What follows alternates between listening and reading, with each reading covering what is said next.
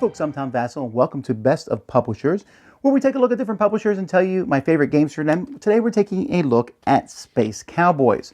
Now, Space Cowboys, whose stuff in America is distributed by Asmodee, is a newer company. Their games are not, I don't even have a top 10. I have a top 7 from them.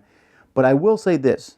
First of all, their production standards for a Space Cowboy game are stellar. We're talking Days of Wonder style for many of their games. Secondly, they don't really have a philosophy other than they make fun games. I kind of like that. Different companies, some companies work on train games, some companies do fantasy themed games, what have you. Space Cowboys kind of goes all over the gambit, but they are very much in favor of good artwork and finding games that are fun, and most of their games have been pretty big hits. So, with that being said, here are my 7 favorite.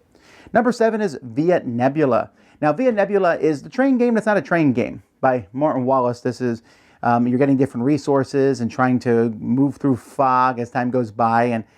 But essentially, you are going and collecting things. The production is gorgeous, and it's really like a train game. I almost want to call it an advanced version of Transamerica, which is a train game from a while ago. But as you're just connecting paths, and it gets easier as time goes by, but also the resources are running lower. A solid game. Number 6 is Black Fleet. This is a great pirate game, which I did not put on my pirate game list because I forgot about it.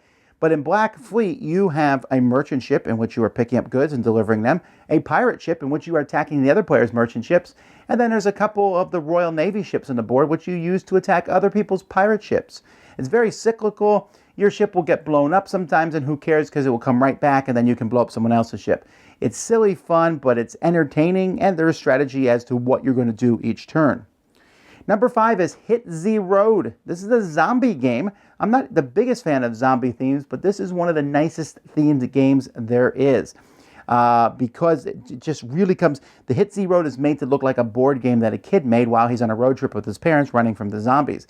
And it really looks like that. The graphic design of this game is incredibly well done, but the game is also a lot of fun as you are trying to travel through different cards, essentially, and you can take easy routes or harder routes, but the harder routes might have bigger rewards, or you're bidding your resources to decide who takes what route.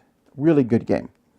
Number 4 is Elysium. Elysium is a great game with Greek mythology as you're trying to get your people into the Elysium. And so you have these cards that you are getting through a very interesting drafting bidding system. And once you get them, you can keep using them, or you can send them off to Elysium where they score points at the end of the game, but you no longer have them. Almost like a deck builder, but it's all on the table in front of you. Number 3 is Unlock. This is the new escape room series of games. There's actually one of the Unlocks I don't like, but the rest I have really enjoyed. And just this whole exit the game, escape room strategy style games. I'm really a big fan of them. Unlock uses numbers and different things. It almost feels like they took parts of Time Stories and just put it into its own escape room game, Unlock. Number 2 is Splendor. Splendor, the game that sold 100,000 copies plus, just with poker chips and cards, the theme that's barely there.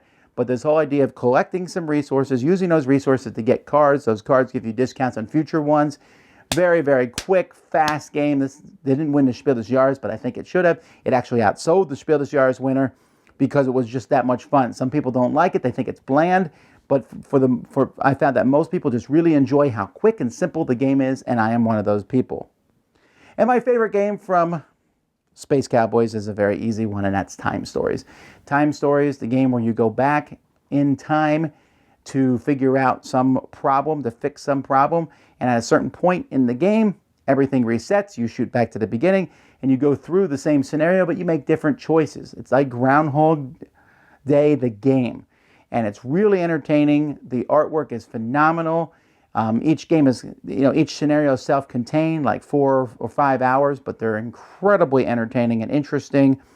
Whenever a new Time Stories modules comes out, I'm there. My eyes are wide open. I'm ready to play it. It's so much fun. Easily, not just one of my favorite Space Cowboy games, but one of my favorite games of all time. So those are my favorite games from Space Cowboys. What are yours? Tell me in the comments. Until next time, I'm Tom Vasel, and this has been Best of Publishers, Space Cowboys. Thanks so much for watching the Dice Tower videos. Find more great videos and reviews, as well as our top-rated audio podcast at Dicetower.com. You can also find other great shows at Dicetowernetwork.com. I'm Eric Summerer, and you've been watching The Dice Tower. The Dice Tower is sponsored by Cool Stuff Inc., where you can find great games for great prices. Cool stuff in stock. Check them out at CoolStuffInc.com.